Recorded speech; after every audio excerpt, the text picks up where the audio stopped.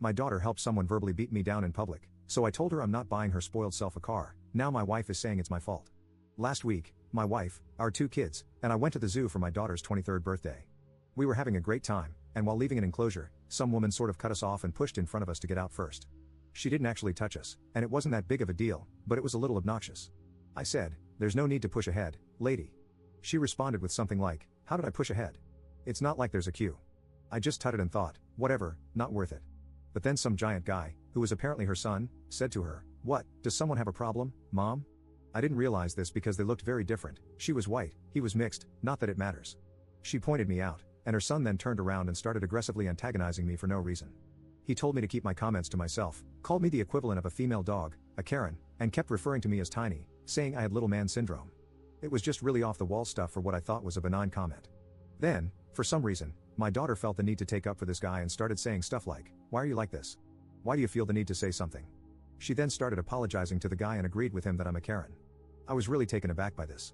The guy asks how old she is, and she tells him. He then asks for her number, and she gives it to him. He hands his phone over to her, and she types in her number. The entire time this guy is staring at me with a crap-eating grin on his face. When my daughter comes back over to us, I ask her, "What the hell was that?" And she just says, "What? He's cute, and you need to be put in your place every once in a while." I said since that's what she thinks, she can buy her own car for her birthday. She clearly thought I wasn't serious because when she asked if we could look at cars, I told her she can look by herself because I'm still not paying for it. This has divided my house, with my son taking my side, saying she was out of line, and my wife saying it's not worth ruining my relationship with her over. I feel like if not getting her a car as punishment is enough to ruin her relationship with me, then I probably spoiled her too much anyway. She already has a car that I bought her 2 years ago, which works fine, so it's not like I'm exactly depriving her. Was I really out of line? Edit. I am at work on my lunch break right now, and I have skimmed the comments and will address a few things I feel are relevant. The car I bought her 2 years ago was a runaround Fiat 500, second-hand. It is in fine shape but not exactly the nicest car. I had promised my daughter an Audi, as my son is going traveling for his 21st birthday, which I am paying for. The car she wanted was roughly the same cost. She doesn't live at home, she hasn't since she moved out for university at 18. I don't feel like I am a Karen, but I'm not shy to speak up or complain if I feel I must. If people are rude, or something is not up to my standard, I will happily say something. Realistically, I couldn't beat up the 6'4" or whatever 20-something-year-old mouthing off to me.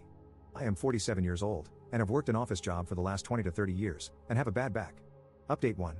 So I got home about an hour ago, and my wife called me into the room to talk. She gave me an ultimatum. She said I can either swallow my pride and buy my daughter the car, or she will buy the car with her own money. My wife doesn't earn as much as me but still has a well-paying job and can afford it. She said that everyone is sick of my attitude in public, that every time we go out, I get into some sort of altercation or disagreement with someone over some petty crap. I think this is a gross exaggeration, but my wife showed me texts from my daughter asking if she can go out with just my wife because I always do something to embarrass everyone. My wife refused and defended me, saying that's not true, and that's why, when I got into that argument, my wife said nothing about my daughter's actions.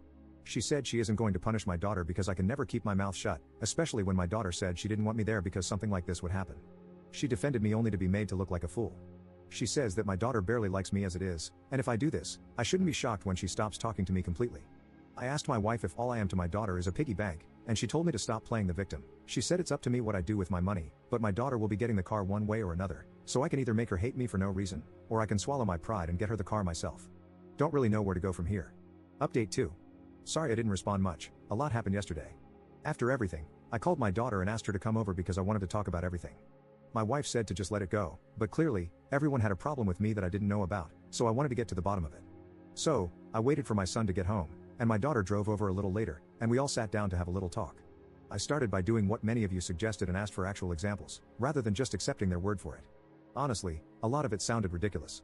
The fact that I sent back a steak twice because both times it was undercooked, as if it's a crime to want an expensive steak cooked correctly. The fact that I argued with someone who sat in our assigned seats at a cinema even though it was nearly empty, again, as if it's a crime to want to sit in the seat I paid for when there are dozens of other places for these people to sit, and other equally silly things which I can't be bothered to get into and don't even really remember due to the insignificance of it. Despite thinking that it was all ridiculous, I said I would do my best to be a meek pushover in public if that was the only way to get them to like me. I also stated that I would get the car on one condition, that my daughter hadn't actually texted the guy who abused me.